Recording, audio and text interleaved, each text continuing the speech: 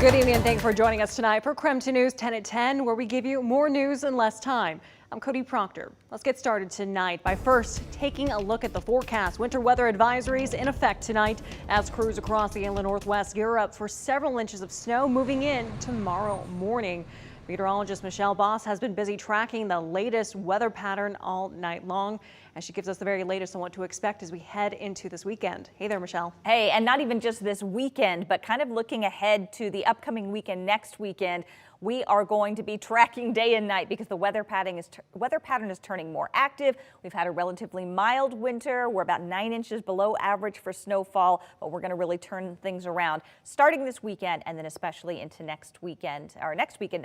For now, things relatively quiet today. We had no measurable precipitation at the Spokane airport. Mostly cloudy skies out there right now. Just starting to see some rain move in on the west side, some snow in the mountains. That will be headed our way tonight and tomorrow. So winter weather advisories in effect for much of the inland northwest. Moses Lake not included. Much of the central Columbia Basin won't see a whole lot out of this storm. They'll have to wait for next week's storm to really see more active weather there. But looking at 6 to 10 inches in the mountains of northeastern Washington and North Idaho, 6 to 10 inches in Lookout Pass. Some heavy snow across Snoqualmie and Stevens Pass, and for the lower elevations, for the most part, including Spokane and Coeur d'Alene, we're looking at 1 up to 4 inches of snow in some spots, a little bit higher in those northern valleys. Temperatures right now are still relatively mild, 36 degrees in Spokane and Deer Park, 37 in Coeur d'Alene, and upper 30s across much of central Washington. We'll see some of that precipitation potentially mixed in with rain initially, but should go over to all snow for tomorrow. We've got some melting going on with temperatures above freezing. Chance of snow on Sunday, but there will be much more wintry weather for the upcoming week. Michelle, thanks so much. Well, just into our newsroom tonight, we learned a commercial passenger plane was forced to make an emergency landing at the Portland International Airport after a large panel on the side of the plane blew out mid-flight. Take a look right here at your screen. According to our Portland sister station, the Alaska Airlines flight was heading from Portland to Ontario, California, but had to turn around once the panel blew off. While people were shaken, no one was hurt.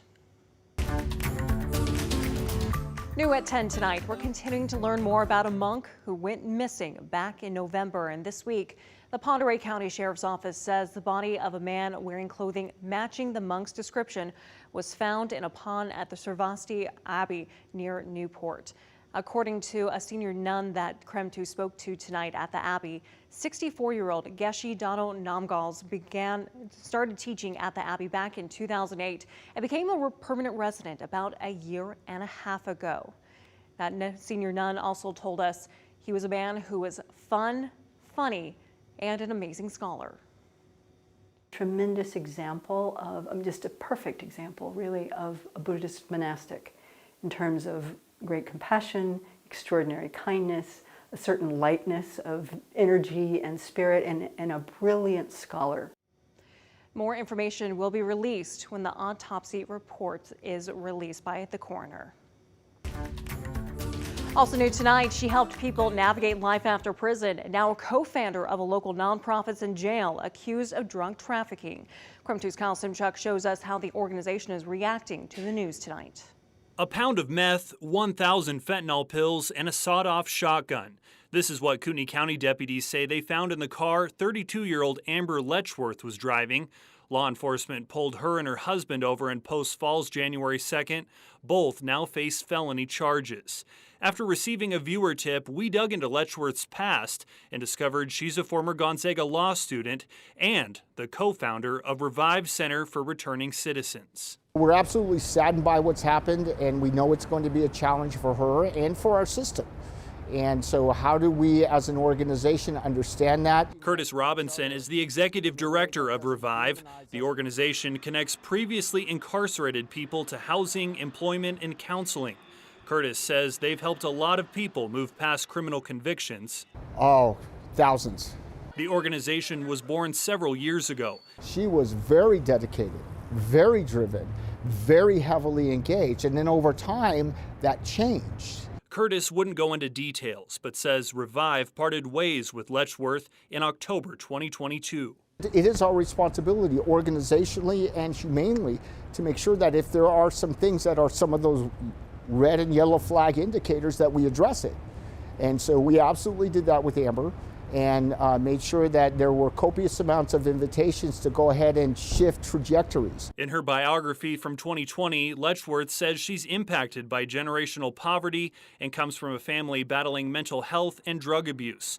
Curtis says many people who find themselves in the criminal justice system suffer trauma stretching back to their childhood. Just because you have trauma is not a pass for behavior, yet it is a reality. Curtis says revival's a process, not an event. He may never fully understand why Letchworth ended up where she is now. When we try to answer that question, the real person that's going to be able to talk about that is going to be Amber. And tonight we tried to get answers from Amber Letchworth. We gave her an opportunity to explain what happened, but she declined our request for a jailhouse interview. She's being held in the Kootenai County Jail. Her bond is set at $200,000. Reporting in North Idaho tonight, Kyle Simchuk, KREM 2 News. Kyle, thank you so much. Now take a look at this. A massive fire burning through a large industrial complex in New Jersey's expected to burn for days. It took more than 100 firefighters to battle the massive flames. The warehouse was reportedly used for several businesses.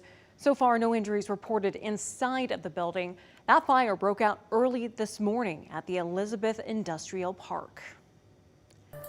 Let's turn now to Night Beat for a quick look at the day's top stories. The U.S. Supreme Court says it will allow Idaho to enforce its strict abortion ban while a legal battle continues. The justices will hear arguments in the overall case in April. The ruling puts on hold a lower court ruling that blocked the Idaho law in hospital emergencies. This is all based on a lawsuit filed by the Biden administration. The administration argued hospitals receiving Medicare funds are required by federal law to provide emergency care. That includes abortion. Previously, a district judge in Idaho agreed with the administration, pausing the law. Also, North Idaho utility bill customers in Coeur d'Alene are about to see some big changes to how they receive their bills. For decades, customers receive their utility bills from the city through mail by postcard.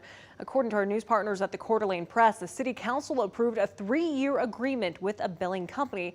It'll give about 20,000 customers the option to log in online and pay their bill each month. The city is expected to save some money under the new system. Right now, they pay about $107,000 a year for postages, paper, and ink. Another $77,000 goes to labor. And the head of the National Rifle Association resigning tonight. Wayne LaPierre made the announcement earlier today. The news comes days after a civil trial begins. LaPierre's accused of diverting millions of dollars from the NRA to pay for personal travel and other lavish perks. The 74-year-old's led the NRA's operation since 1991. And that was your Night Beat. To learn more about any of these stories, just head to our website, KREM.com. In Northwest News tonight, a $6.5 million settlement's been reached in a lawsuit filed after a light rail train hit and killed 2 people. It happened in July of 2021 in Seattle's Columbia City neighborhood. The 2 people were struck as they crossed the street. They were heading to catch a train to watch a Mariners game. Sound Transit, King County, and the city of Seattle will each pay a portion of the settlement. This intersection and the light rail crossing should have been safer. There should have been devices, there should have been a passenger swing gate, there should have been an automatic gate that, may have crossing arms. The settlement's still being finalized, but no city money will be used. Verizon customers have until this spring to file a claim as part of a class action settlement. This comes amid a $100 million lawsuit accusing Verizon of charging customers undisclosed fees between January 2016 to November of last year. Eligible Verizon customers can get up to $100 depending on how long they've been a customer. Verizon says it'll continue to charge the fee in question and reserves the right to increase future charges. The company says it'll change its customer agreement to better disclose that information. One more dub to the title, and that's it for the Huskies. Just hours ago, the team touched down in Houston ahead of Monday's matchup against the Michigan Wolverines. This year, the Huskies are 13-0, coming off an impressive 37-31 win over the Texas Longhorns.